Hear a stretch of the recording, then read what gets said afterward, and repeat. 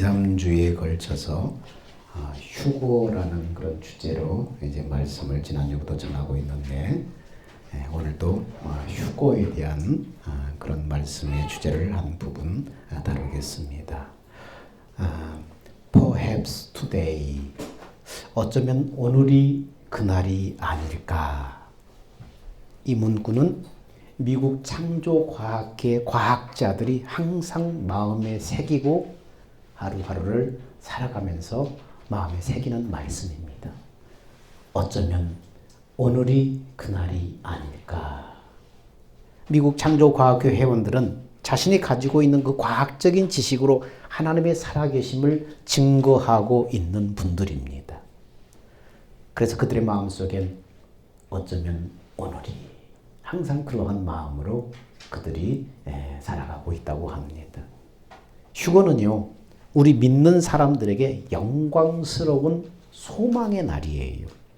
예수님이 죽음에서 부활하시듯이 예수 안에서 죽은 사람들이 함께, 그 사람들과 함께 예수님의 영화로운 몸처럼 우리가 변화되어서 세상의 모든 수고를 마치고 이제 하나님께서 약속하신 그 영광에 들어가는, 출발하는 날이 바로 휴고입니다.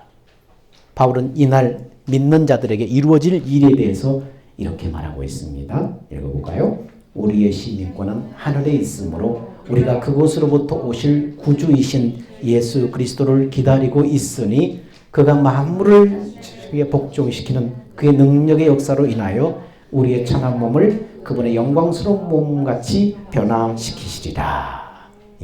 이것을 휴거를 말하고 있는 것입니다. 우리의 시민권은 하늘에 있다. 우리는 하늘에 소속된 사람이다. 그래서 우리를 데리고 오시는데, 예수 그리스도께서 데리고 오시는데, 오셔서 우리의 이 육신에 속한, 땅에 속한 낮은 몸을 자기의 영광스러운 몸의 형체와 같이 변화시켜서 데려간다는 거예요. 우리 이 몸 이대로 하나님이 우리를 데려가신 것이 아니라 공중으로 싹 빨리 올라가는데, 예수님이 부활하셔서 하늘로 승천하듯이 그런 몸으로 우리 몸이 변화돼서 데리고 간다는 것입니다. 여러분 상상해 보십시오. 우리의 몸이 호련히 변화돼서 순식간에 하늘로 끌려 올려진다고 여러분 생각해 보십시오. 얼마나 놀라운 일입니까?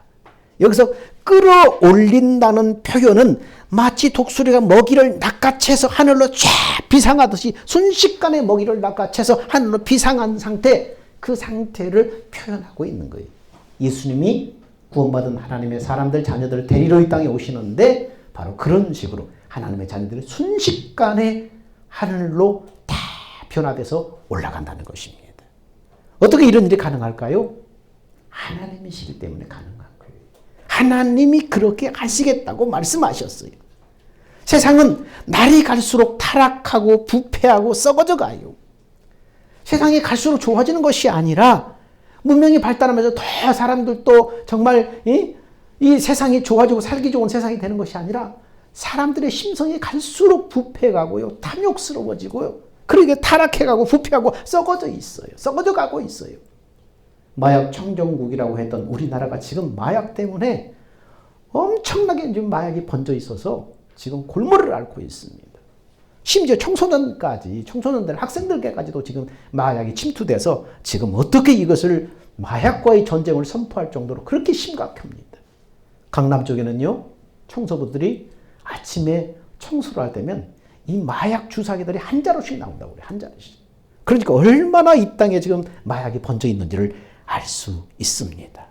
여러분, 말세가 되면 재판관들의 판결이 너무나 굽어진다고 그러는데 요즘 판결 내리는 것들 보세요. 이념에 따라 판결을 내리는 것을 보면은 정말 우리 상식에도 미치지 못할 정도로 어이없는 불법적인 헌법을 막 유린하는 그런 판결을 막 내려버려요. 하나님이 심판할 때 제일 먼저 등장하는 것이 무엇이었습니까? 재판관의 판결이 굽어진다고 그랬잖아요. 하지만 우리 믿음의 사람들은 이럴 때일수록 어떻게 해야 됩니까? 영혼이 더 새로워져서 주님이 우리를 데리고 오시는 그날을 사모하면서 이 땅에 삶을 살아야 됩니다. 지금 세상에 벌어지고 있는 모든 일들은 지금 주님이 오실 때가 너무나 가까웠다는 것을 우리에게 계속해서 지금 자각시켜 주고 있는 것입니다.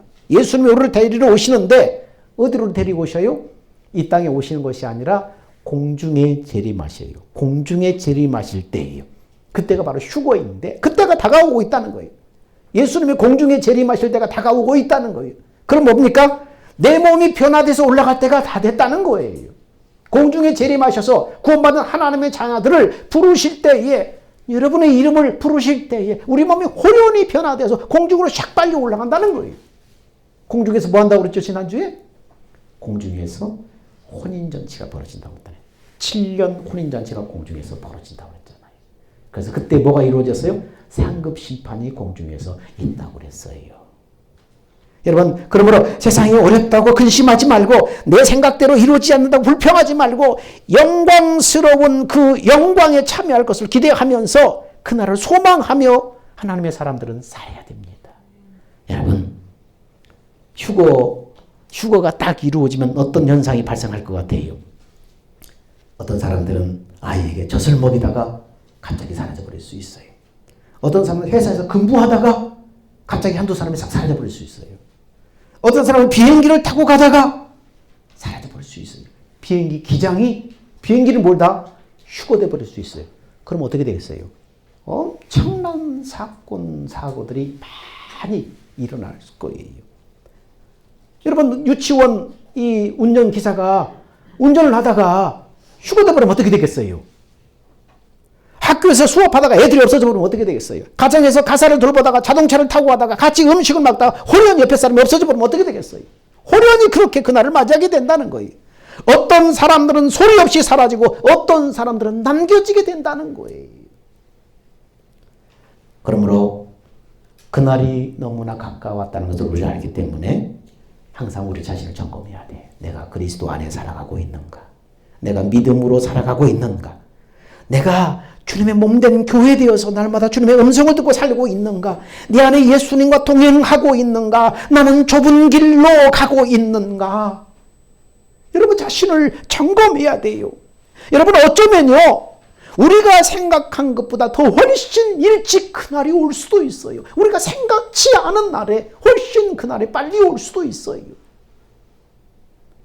성경은 분명히 휴거에 대해서 말씀하고 있어요. 휴거에 참여하는 사람들이 바로 복 있는 사람들입니다. 성경은 휴거에 대해서 이렇게 말씀하는데 고린도전서는 이렇게 말합니다. 시작. 보라 내가 너에게 한 가지 신비를 말하노니 우리가 다 잠잘 것이 아니요 오히려 우리가 모두 변화될 것이니 마지막 나팔에 눈 깜짝하는 순간에 그러하리라. 나팔 소리가 나면 죽은 자들이 썩지 아니하는 몸으로 일으켜져 우리도 변화되리라.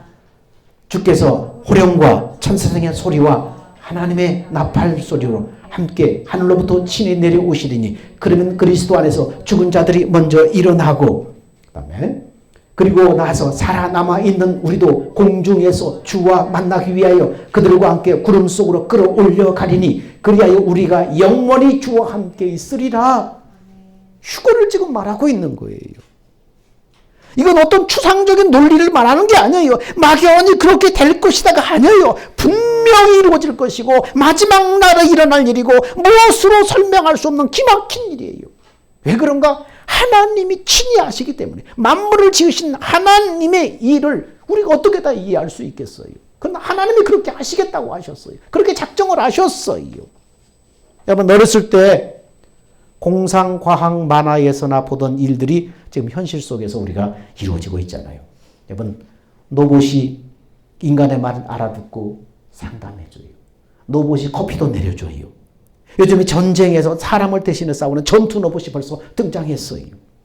말 타고 자동차를 타고 다니던 시대를 넘어서 이제는 뭡니까? 하늘을 나는 자동차도 나타나고 있어요. 대형 드론처럼 생긴 하늘을 나는 UAM이라는 에어택시가 내년에는 시범 운영을 보이고 26년부터는 상용화할 계획이라고 합니다. 시공을 뛰어넘는 지식의 발전으로 지금 최첨단 문명은 지금 어디까지 갈지 예측할 수 없는 지경이에요. 이 모든 것을 하나님이 허락한 것을 이제 발견한 것뿐이에요. 성경에 에녹은 어떻게 하나님의 나라로 갔죠? 에녹은 육신의 죽음을 보지 않고 그대로 하늘로 올라갔다고 기록하고 있어요.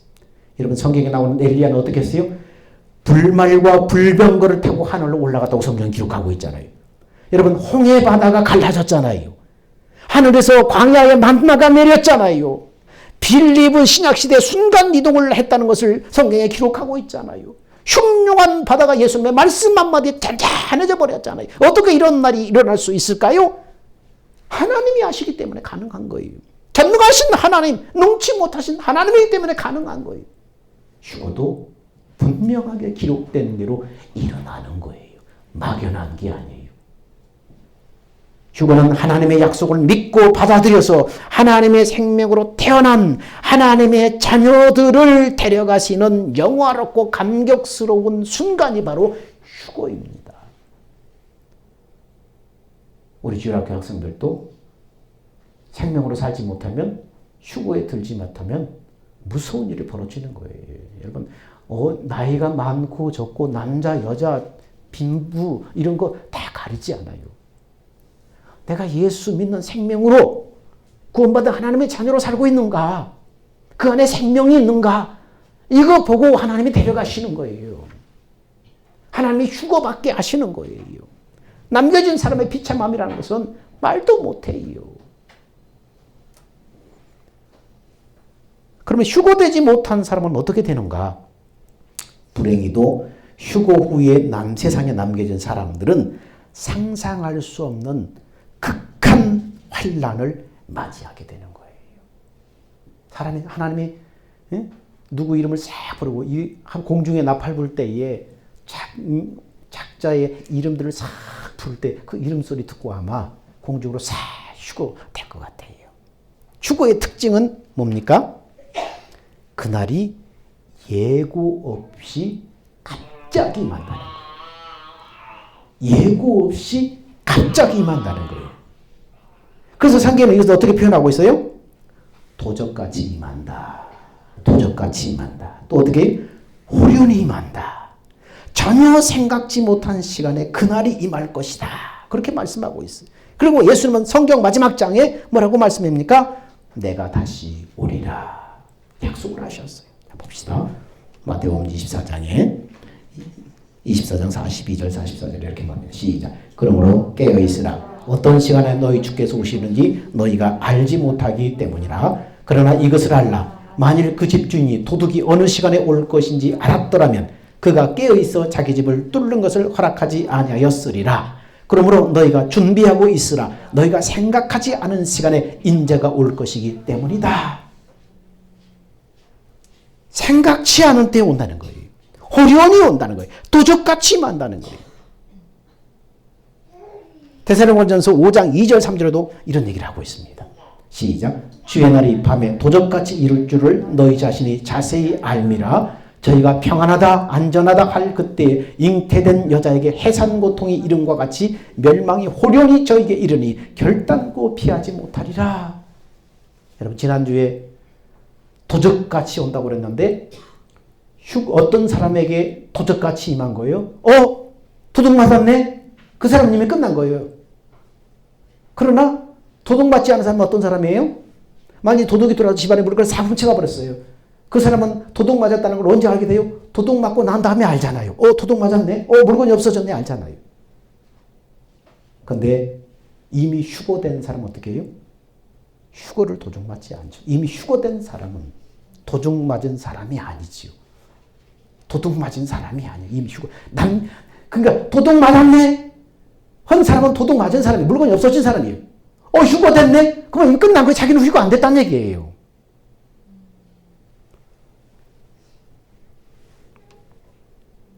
그래서 저희가 평안하다 안전하다 할 그때에 삶에 걱정거리가 없어. 기도할 것도 없어. 하나님을 애써서 간절하게 하나님의 얼굴을 구할 필요도 없어. 왜? 돈 있고 그냥 편안해. 가족들도 다 잘 되고 애들도 잘 되고 다 해. 평안하고 안전해. 건강해.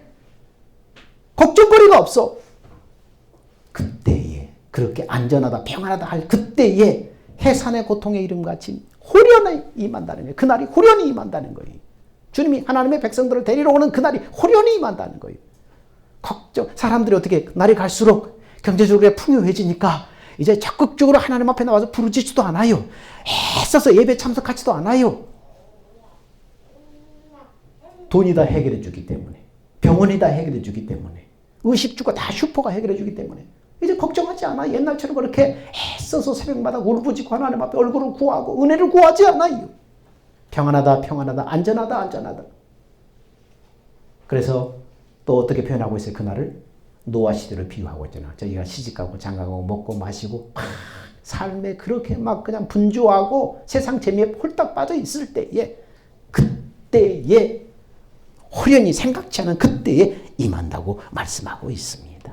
그래서 요한계시록은 뭐라고 말합니까?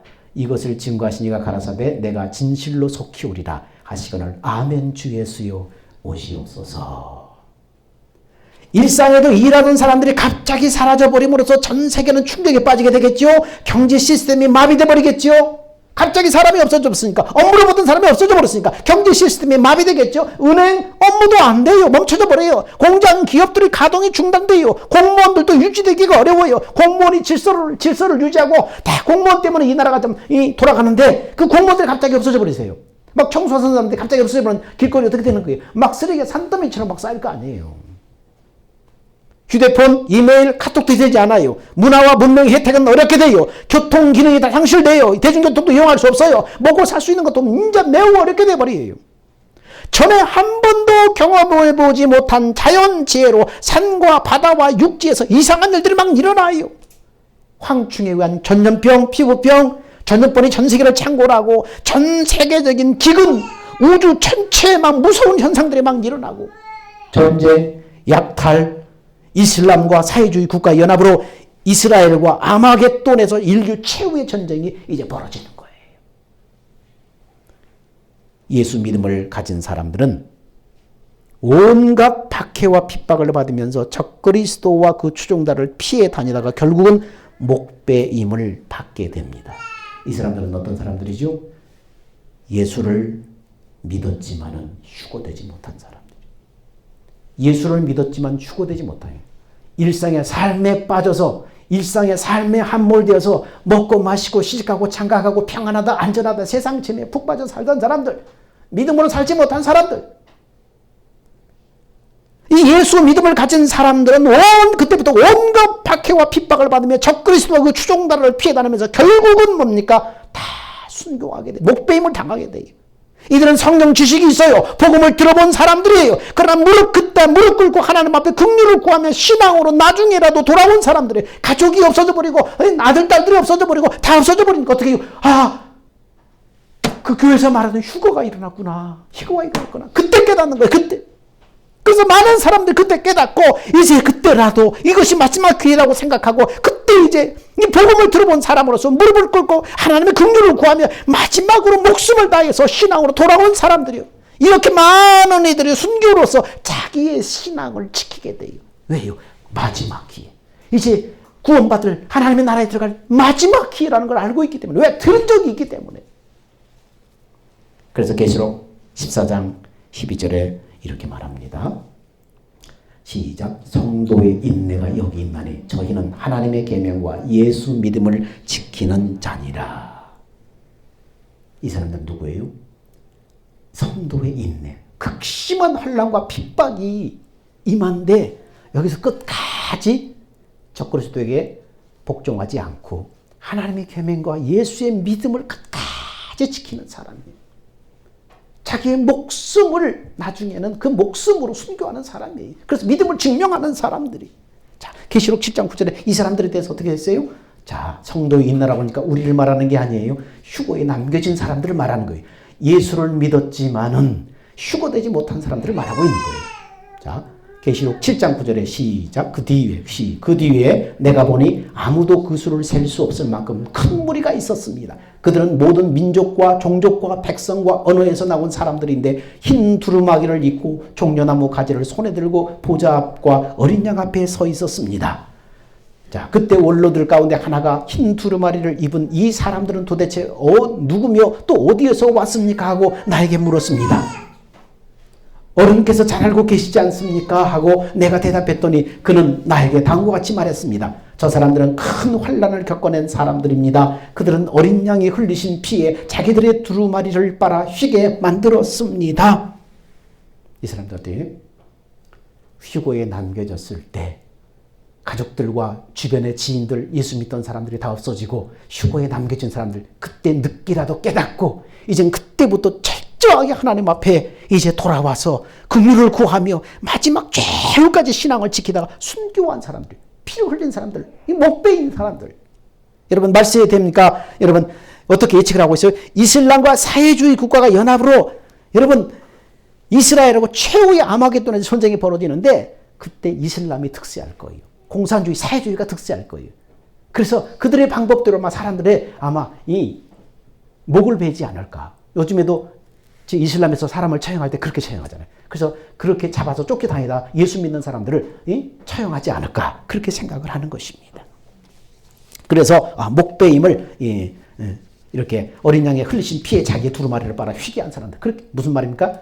순교로서 자기 믿음을 증명한 사람들. 그런 사람들이라는 겁니다. 그런 사람들이 수없이 많이 나왔다는 거예요. 셀 수 없을 만큼 민족과 종족 중에서 많은 사람들이 있더라는 거예요. 그 누구냐? 그 환난으로부터 구원받아서 나온 사람들이라는 거예요.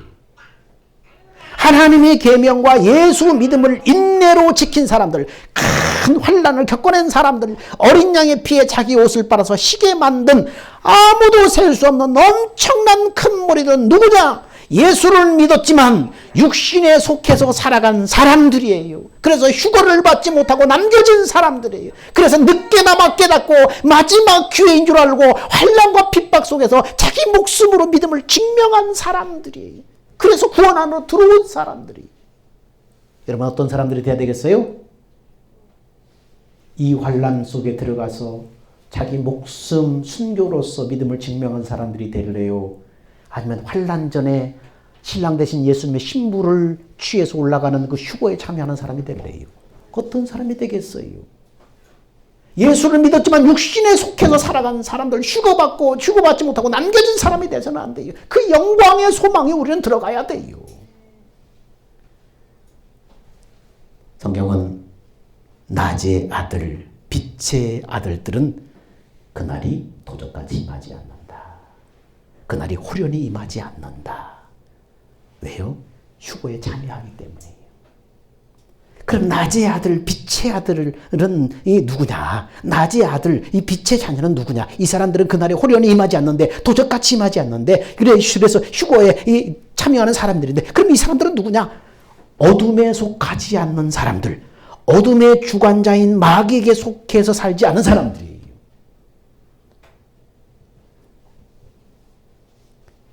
어둠에 속해서 마귀에 속한 사람들이 어떤 사람들이 육신에 속해서 마귀 종로로 타는 사람들이잖아요. 너희 몸을 의의 병기로 하나님 앞에 드려야 되는데 너희 몸을 불의의 병기로 마귀에게 드린 사람들이잖아요. 그런 사람들을 말하는 거예요. 자, 요한에서 1장 5절에 이렇게 말씀하고 있습니다.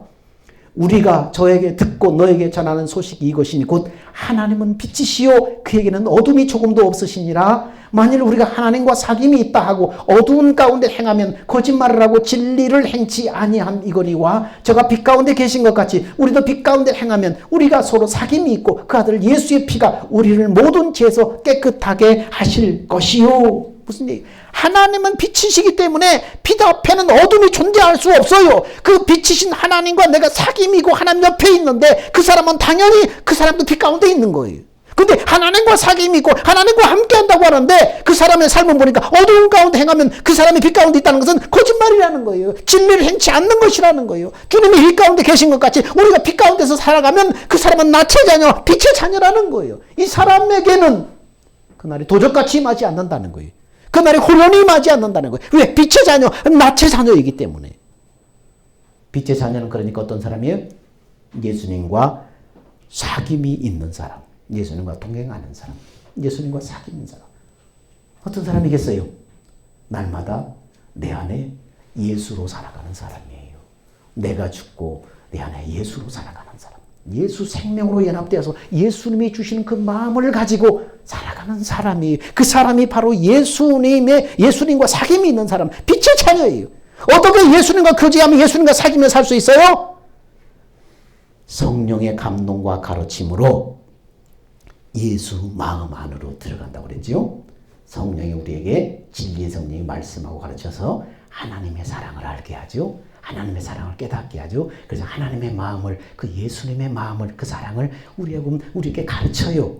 성령이 가르쳐 주시면 우리가 하나님을 사랑을 깨닫고 하나님을 사랑하는 마음이 우리 안에 그 순간에 들어온다고 그랬어요. 성령이 가르치시고 감동을 주셔야만 예수님의 마음이 우리 안에 들어와요. 하나님의 마음을 알고. 우리가 지식으로 맨날 알고 가르쳐도 안 돼요. 지식일 뿐이에요. 이 지식이 머리로 내려와야 돼. 가슴으로 내려와야 되는데 누가 성령이 깨닫게 하시고 성령의 말씀할 때 그 음성을 들을 때만 깨달아지는 거예요. 성령님이 내 마음에서 말씀하고 가르치는 것을 깨달을 때 하나님의 사랑이 깨달아지면서 하나님의 마음이 우리 안에 들어오는 거예요. 그러면은 예수님의 그 마음으로 성령의 가르침으로 예수님의 마음 안으로 들어가서 그때부터 뭐라고 했어요? 예수님의 마음 안으로 들어갔다는 건 예수님의 마음이 공감되고 예수님의 마음 안으로 들어갔다는 건 뭡니까? 예수님과 마음으로 하나가 됐다는 얘기예요. 그걸 뭐라고 그래요? 예수님과 생명으로 하나 됐다고 말해요. 왜냐면 생명에서 마음이 나오기 때문에 마음이 하나 됐다는 것은 예수님과 생명으로 하나 됐다는 거예요. 그러니까 예수님의 마음이 일으켜지고 예수님의 마음이 이게 느껴지고 예수님의 사랑이 느껴지고 예수님의 긍휼이 느껴지고 누군가를 바라볼 때 그 예수님의 긍휼과 예수님의 사랑이 느껴져서 불쌍하게 보이고 긍휼하게 보이고 도와주겠다는 마음이 들고 용서하겠다는 마음이 들고 그 누구 마음인 거예요? 예수님의 마음이 나 안에 임한 거예요. 내 안에 임한 거예요. 그래서 예수님과 생명으로 하나 된 거예요. 예수님과 마음으로 하나 된 거예요. 그 예수님의 마음이 나온 거예요. 그렇게 마음으로 예수님 안으로 들어가서 예수님과 마음이 하나 되면 그때부터 예수님은 무엇로 말씀한다고요? 마음으로 말씀하시. 근데 반드시 기록된 말씀 안에서 마음으로 나한테 말씀하셔요. 그러면 그 마음으로 말씀하시는 그 말씀이 뭡니까? 생명의 양식이에요. 그걸 생명의 양식이라고 그러는 거예요. 내 영혼을 살리는 생명의 양식이고 그걸 포도나무 비유에서는 뭐라고 해요? 바로 나무로부터 올라오는 진액이에요. 그걸 먹어야만 이 가지가 살고 열매를 맺는 거예요. 그 진리의 말씀을 먹고 그 말씀을 따라서 주님이 주시는 믿음으로 살아가는 사람, 이렇게 주님과 이렇게 살아가는 것이 주님과 교제하는 거예요. 주님과 사귀는 사람이에요. 이런 사람이 누구라고요? 빛의 자녀예요. 그러니까 이렇게 살려면 어떻게 해야 돼요? 주님 마음 안으로 들어가서 주님과 교제하려면 어떻게 해야 되겠어요? 경건의 연습을 해야 되겠죠. 말씀과 기도로 그 주님의 마음을 알려고 하고 주님의 마음 안으로 들어가려고 하고 성령을 구하고 성령님 가르쳐 주시고 깨닫게 해주십시오. 그러면서 기도에 무릎을 꿇고 하나님의 말씀, 기록된 말씀을 또 읽고 성령을 의탁하면서 그때 성령이 가르쳐 주시면서 하나님의 사랑을 깨닫게 하면서 그 마음 안으로 끌고 들어가는 거예요. 그 마음 안으로 들어가서 하나님이 감각될 때 그때부터 마음으로 말씀하시는 거예요. 그게 주님과 사귀는 거예요. 이거 없이 네가 교회를 10개 지었냐? 100개 지었냐? 선교사를 파송했냐? 금식 기도를 네가 뭐 40일 했냐? 성경을 100독했냐? 다 소용없어. 이건 자기 의일 뿐이에요. 하나님의 생명에서 나오는 것만 하나님이 받으셔요. 그것만 하나님이 인정하셔요. 나머지는 뭐예요? 자기 의일 뿐이에요. 자기 위로이고 자기 자랑이에요, 결국은. 그래서 사람들은 이 바리새인들은 어떻게 해요? 자기 의를 세우려고 힘써 하나님의 의를 복종하지 않았다고 로마서는 기록하고 있잖아요. 자기 의를 세우려고 하나님의 의를 복종하지 않았다는 거예요. 에베소 5장 8절 9절 더 쉽게 조금 에베소 5장 8절은 시작. 너희가 전에는 어둠이던 이제는 주 안에서 빛이라 빛의 자녀들처럼 행하라. 홍도번역에는 빛의 열매는 모든 착함과 의로움과 진실함에 있느니라. 홍도번역. 여러분이 전에는 어둠 속에 살았으나 이제는 주님을 믿고 빛 가운데 살고 있으니 빛의 자녀답게 살아야 합니다. 빛의 생활은 선하고 의롭고 진실하게 사는 것입니다. 이거 뭡니까? 빛의 열매, 빛의 생활은 어디서 나와요? 바로 예수님의 그 마음에서 나오는 거예요. 그 마음을 따라 살면 선하고 의롭고 진실하게 사는 거예요. 예수님이 주시는 마음으로 사니까 누가 사는 거예요? 예수님이 사는 거예요. 나를 통해서 예수님이 사시는 거예요. 그게 예수님의 선하고 의롭고 진실한 그 삶이 나오는 거예요. 이것을 갈라디아서는 이건 뭐라고 그래요? 성령의 열매라고 그래요. 예수님의 성품을 말하는 거예요. 여러분, 빛이신 예수님을 믿음으로 사는 사람은 빛의 열매를 나타나게 되어 있어요. 예수님과 생명으로 연합되어서 예수님의 생명의 그 진액을 먹고 살아감으로 예수 성품이 나타나는 거예요. 그래서 예수님의 선함, 의로움, 진실함으로 이렇게 나타나서 그래서 비로소 세상을 비추는 빛이 되는 거예요. 빛의 역할을 하는 거예요.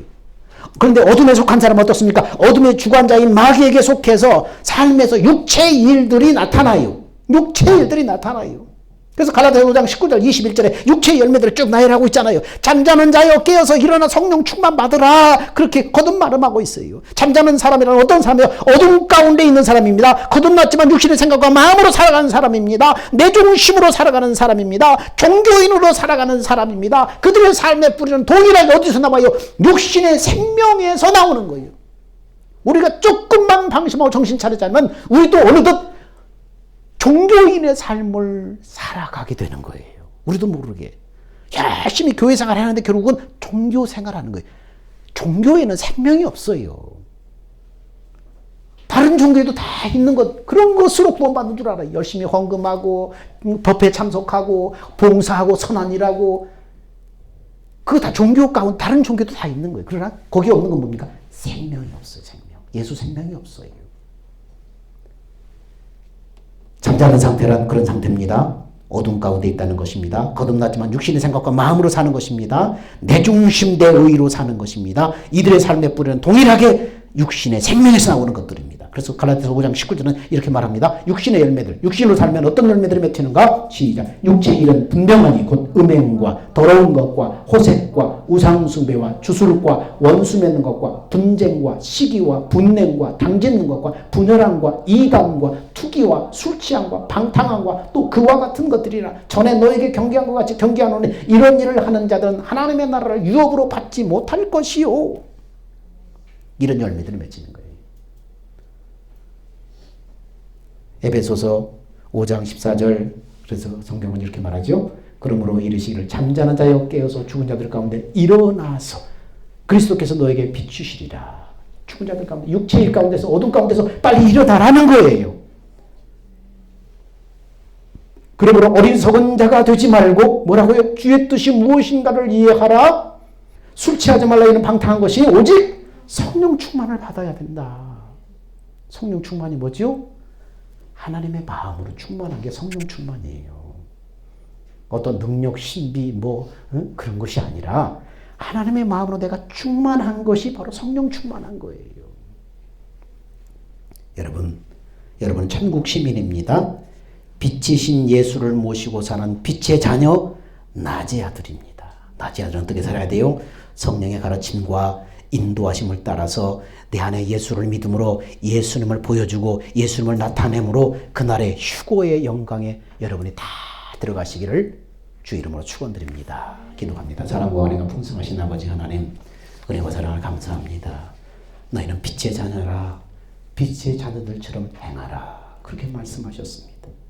호련히 그날에 생각지 않을 때 주님이 우리를 데리러 오실 텐데 하나님, 육신적으로 살다가 세상 유래 취해 살다가 그날에 주님 부르실 때에 남겨진 사람 되지 않게 하시고 하나님, 믿음의 주원장 계신 예수만 바라보며 내 안에 생명 되시는 예수를 믿음으로 예수님의 주시는 마음을 품고 예수님의 주시는 말씀을 믿음으로 날마다 걸어감으로 내 안에 예수를 드러내고 나타내는 삶을 삶으로 그날에 주님이 오셔서 나팔 불 때에 내 이름도 내 귀에 들려져서 호련히 공중에서 주를 맞이하는 영광스러운 그 휴거에 참여하는 사람들 다 되게 하여 주옵소서.